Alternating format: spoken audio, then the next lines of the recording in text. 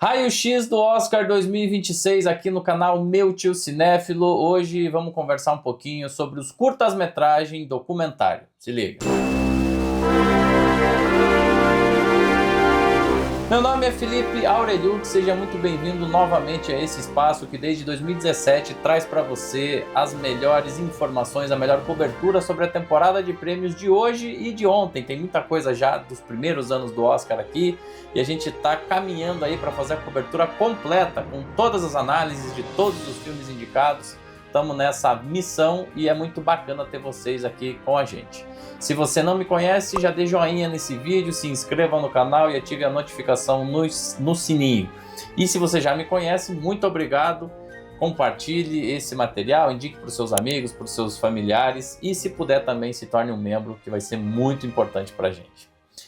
Melhor curta-metragem de documentário é uma categoria que eu gosto bastante, até porque na minha vida como realizador cinematográfico eu já fiz bastante, vários curtas-metragens de documentário, gosto, acredito nesse formato. Normalmente é um formato de entrada, principalmente para cineastas de países, vamos dizer assim, periféricos, ou enfim, onde os custos de produção são mais elevados. Então eu acredito muito nisso, já rodei vários eventos, vários festivais levando filmes meus ou produzidos por mim, junto com algum outro parceiro. E eu sempre presto bastante atenção, então, nos indicados. E esse ano a gente consegue observar um fenômeno que vem sendo cada vez mais comum na última década, que é a prevalência de documentários curta-metragem que estão nas maiores plataformas de streaming. Dos 5 indicados esse ano, 3 deles estão disponíveis para distribuição, né, para poder ser assistidos em grandes plataformas de streaming. E essa é uma tendência, inclusive, já que essas plataformas facilitaram muito o acesso a curtas-metragens de uma forma geral. Então eles acabam tendo aí essa vantagem, porque você não precisa necessariamente ser um super entusiasta. Às vezes você está lá na sua conta pessoal, você como membro da academia, você está lá, acessa, olha, tem aqui ó, recomendações para você. Aí você vai ali e assiste, é mais fácil do que você às vezes entrar na sua plataforma, no seu login pessoal ali da academia. Então esses filmes eles tendem a se dar melhor e esse ano 3 dos 5 indicados vêm dessas origens. O primeiro deles se chama Quartos Vazios. Ele tem aí como indicados o Joshua Safdie e o Conal Jones. Ambos foram indicados em 2022 nessa mesma categoria pelo documentário Stranger at the Gate. Ele está disponível aí na plataforma da Netflix, se você quiser assistir. E basicamente o que eles fazem é uma investigação, uma visita em algumas casas lá dos Estados Unidos, onde os pais acabaram perdendo os seus filhos em função de tiroteios nas escolas. A gente sabe que esse é um problema meio crônico lá nos Estados Unidos, volta e meia algum atirador entra numa escola e acaba executando professores e alunos, e aí ele faz esse registro dos quartos vazios, né? Normalmente os pais, uma parte deles pelo menos, deixa o quarto da forma como eles eram, eles não desfazem o quarto, numa tentativa ali talvez de ter ali uma ligação ainda que não física com os seus filhos perdidos, e ele vai ali e ele registra isso, né? Registra esses quartos, a maneira como eles estavam, os itens todos ali e claro, conversa também com alguns pais. É um documentário observacional, então basicamente ele vai ali, faz esse registro, a gente consegue ter obviamente uma visão muito pesarosa dessa realidade que é trágica nos Estados Unidos. E claro, tem alguns dados ali específicos da violência relacionada aos atiradores por lá. Mas é muito mais observacional, ele não coloca uma questão, ele basicamente observa ali o que está acontecendo e lança essa problemática para o espectador. Na sequência, O Diabo Não Tem Descanso, indicados Crystalline Hampton e Gita Gandbir. Esse é um filme que está disponível no catálogo da HBO Max e basicamente ele registra um dia na rotina de uma clínica de aborto lá dos Estados Unidos e que está localizada em Atlanta. Lá nos Estados Unidos, a Suprema Corte, depois de décadas, né, retirou esse direito ali das mulheres e existe, obviamente, um debate não só nos Estados Unidos, como no mundo inteiro, sobre as questões relacionadas à interrupção da gravidez. Essa clínica ela tem autorização, não é uma clínica clandestina, mas ainda assim você vê uma mobilização muito forte e diária de manifestantes contrários à prática que ficam ali na entrada e ao mesmo tempo a gente vê ali o dia a dia, a rotina dos profissionais que trabalham ali para tentar dar segurança e conforto tanto para quem trabalha, para os profissionais de saúde, quanto para as clientes que entram ali. Então é um filme também muito de registro, né? Ele não tenta resolver nenhuma equação, ele não tenta lançar uma problemática, ele simplesmente faz ali o registro do dia a dia, né? E na verdade de um dia específico ali na rotina dessa clínica de abortos. É um filme bem tradicional, não me pegou especificamente. Eu acho que e isso é uma coisa que eu acho que está perpassando a maioria desses indicados desse ano, que é o fato de você ter ali até uma temática bacana, uma técnica ok, mas ele não sai disso, né? Ele fica ali naquele registro e morre sem mais nem menos. Então é um filme nada demais, assim como o Quartos Vazios também não. Eu acho que até o Quartos Vazios é um pouco mais sensível ali na abordagem. Esse daqui não me pegou especificamente. Na sequência, mais um filme HBO Max, distribuído por ele, né? Que é o Armado com uma Câmera, Vida e Morte de Brent Renault. Aqui a gente tem um pequeno documentário, uma pequena amostra de quem era o Brent Renault, que foi um cinegrafista que registrou alguns dos conflitos mais absurdos do planeta, então guerras civis, desastres humanitários, guerras. Ele, enfim, passou a vida toda dele fazendo esses registros e ele acabou sendo morto em um ataque russo à Ucrânia, nesse conflito aí entre Rússia e Ucrânia que já se arrasta há alguns anos, né? Os responsáveis indicados aqui por esse trabalho são o Craig Renault e o Juan Arredondo. E esse é um filme que, se você tem alguma dificuldade aí com material mais explícito, tome cuidado. Esse é um filme que é bem banal no sentido das imagens, né? Ele até é pesado mesmo. Então você tem ali imagens muito fortes sobre vários conflitos internacionais. Você vai ver pessoas sofrendo, você vai ver pessoas machucadas, você vai ver o ser humano na sua pior faceta. E, claro, tem toda uma questão dele, que era a pessoa, né, o cara que conseguia fazer esses registros, ter sido uma dessas vítimas no final das contas. Então, o irmão dele, né, o Craig Renault, é o que está junto com ele ali, e inclusive existe ali uma exposição que eu acho desnecessária do cadáver do Brent Renault. Enfim, achei um pouco de mau gosto algumas passagens ali.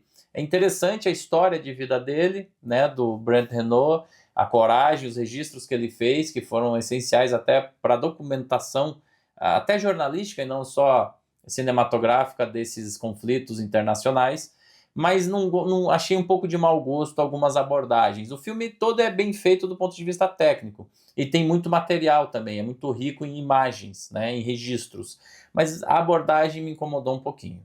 Na sequência, um dos filmes que não tem distribuição nessas grandes plataformas, que é o Children No More, Were and Are Gone. Indicadas Hila Medalha e Sheila Nevins. A Sheila Nevins, especificamente, já tinha sido indicada uma vez nessa categoria em 2023 pelo filme O ABC da Proibição de Livros. A gente comentou sobre esse filme aqui. Eram as políticas de vários governos dos Estados Unidos tentando proibir livros didáticos nos mais diferentes estados.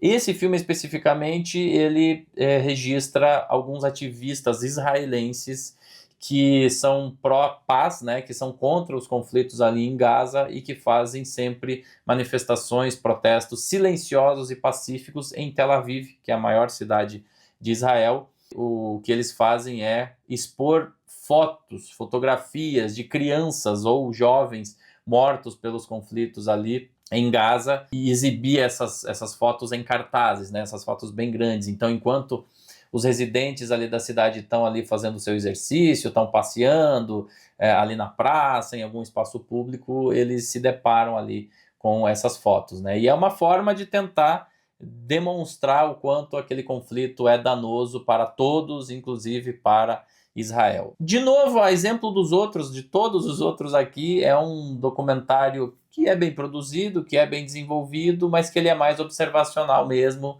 Ele registra ali e expõe para a gente, inclusive, algumas coisas interessantes, como, por exemplo, o fato da gente aqui no Brasil não ser uma ilha, no sentido de todas as animosidades que estão acontecendo em função da política. Então você vê ali os próprios residentes ali entrando em conflito em função daquelas manifestações que são pacíficas, né? Eles não bloqueiam ruas, eles não depredam e nada disso, e mesmo assim a gente tem problemas ali ao longo do filme de discussões e de visões de mundo, que é um registro mais ou menos do que a gente vê internacionalmente, né? Eu acho que as sociedades estão ficando cada vez mais intolerantes e o ser humano está perdendo um pouco a capacidade de dialogar e de ouvir o contraditório.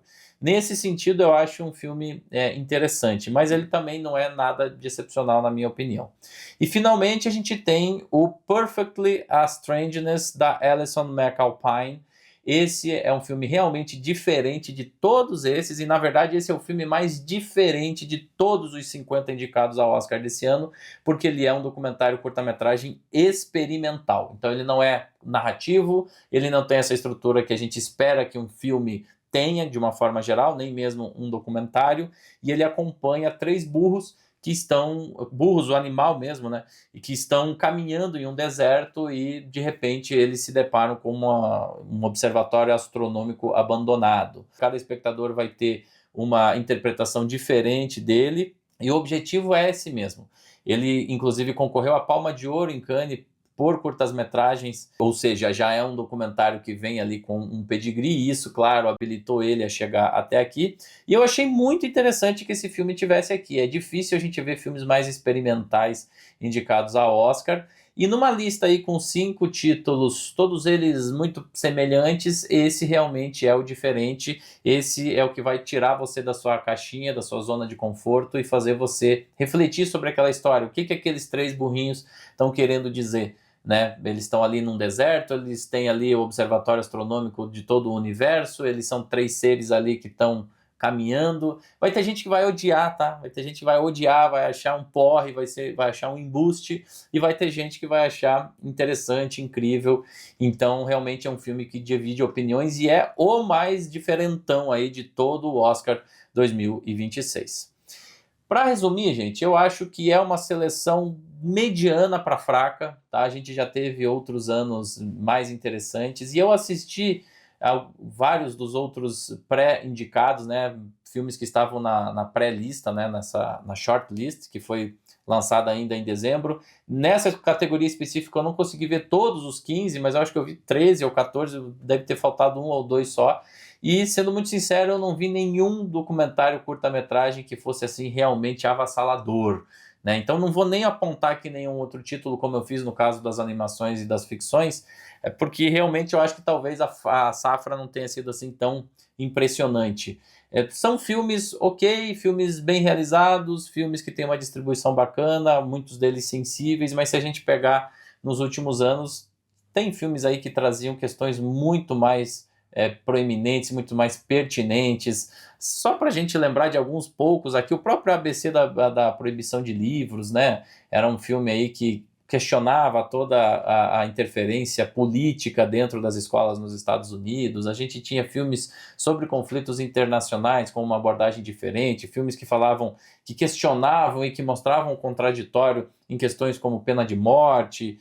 Enfim, e esse ano eu achei todos eles ali medianos, sabe? Nenhum desses aqui me impressiona pra caramba.